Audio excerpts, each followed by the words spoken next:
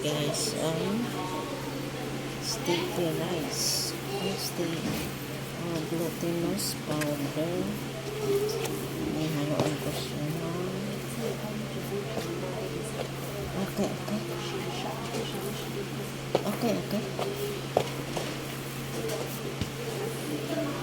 Ayan na guys. Luto ako ng kakanin.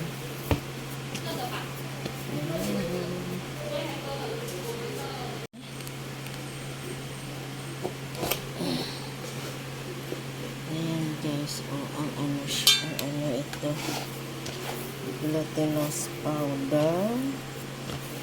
Haluan, kaya yung kulay niyan guys light yellow kasi haluan ko siya ng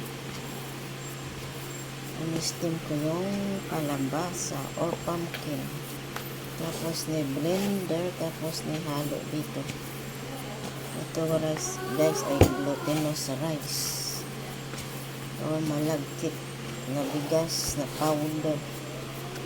Ayan, gagawin ko itong kue. Prito ko siya.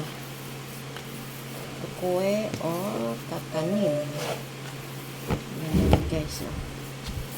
Guys po sa description ang mga ingredients, baka sakali magustuhan niyo. Ayan, tapos ginawa ko siyang ganyan. Tapos ni-prito, ayun na siya. Pinirito, ganyan na siya guys. O, diba? Ano siya, crispy siya sa labas. Ayan guys. Ang kue o kakanin. Ayan guys, may kalabasa yan, kaya kompleto, may gulay. Ayan na guys. Subukan natin yung isa. Luto ako guys ng kue. Ang mga ingredients nito guys ay pumpkin, boiled cream pumpkin, tapos ni blender, tapos hinalo sa glutinous powder o malagkit na bigas o malagkit na tipong ano yun, alimutan ko guys. Ayan guys, ipipito ko siya.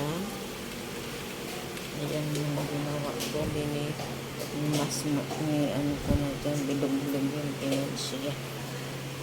Yan ang paggawa ng kakanin sa Tagalog, sa kue ang tawag dito, diba? Kue.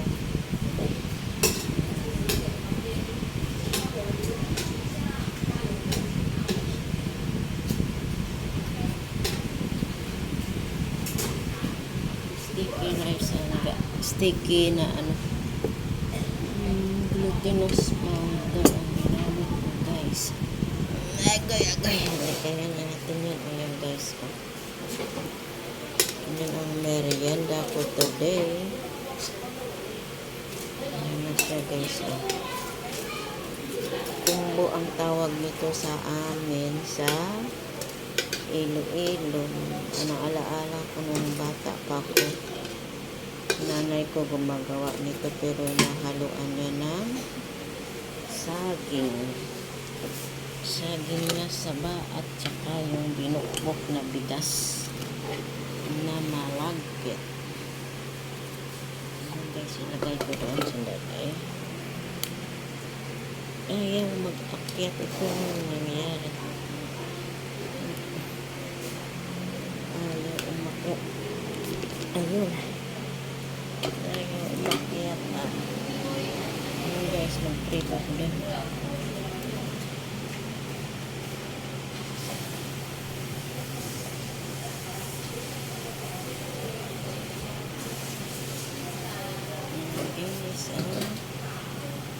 Ayan, paano sa ganyan. Nahalo-halo ko na ito kanina. bilog-bilog yung ginawa kong kalabasa. Ni-steam ko at ni-blender.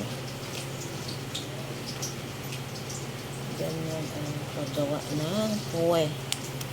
Kuwe na kumbuin sa amin sa Iloilo. Kumbo na kalabasa.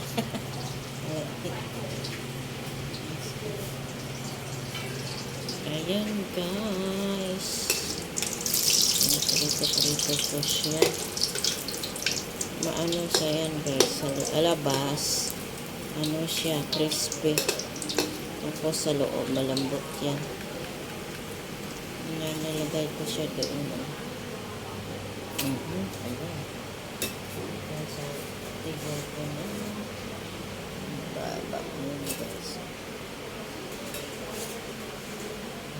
Guys, ang kuway kumbo o kakanin. Luto ko ng kakanin, nilagyan ko ng kalabasa. Kaya yung ano niya guys, yung kulay niya, ayan light yellow. Light yellow yan guys, kasi may hinagang kalabasa, steam kalabasa. Tapos nilagyan ko siya ng sugar na icing sugar is powder sugar. Yan guys. Kailangan before 4 o'clock, luto ko na ito lahat.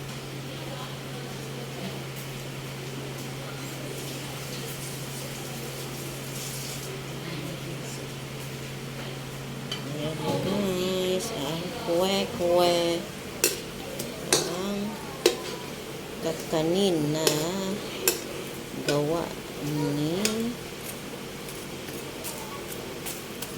inyong host na si Barangka Carolina Channel. Sana gustuhan nyo ang video ko, manood kayo at mag-subscribe. Thank you guys sa inyong lahat.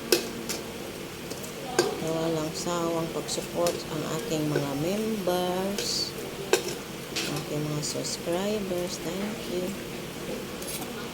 Ayan guys. Mamaya ipakita ko yung isa. Hiwa ako ng isa.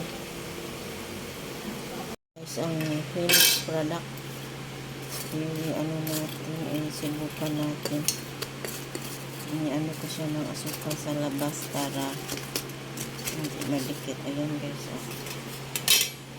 Sinubukan natin guys ang aking kakanin. Ayan, kanina na. Sinubukan natin ang ating camera. Pa-down, down, down. Down ka dyan, hara. Yan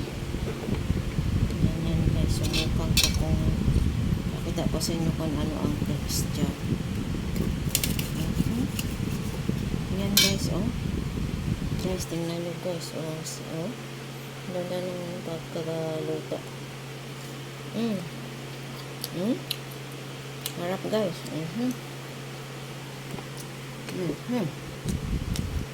Sarap to guys ang kalabasa with glutinous rice. Sarap guys, mabilis nang lutuin. Yan guys, ako. Salamat sa mga gustuhan nyo. Manood kayo ng aking video. Salamat guys.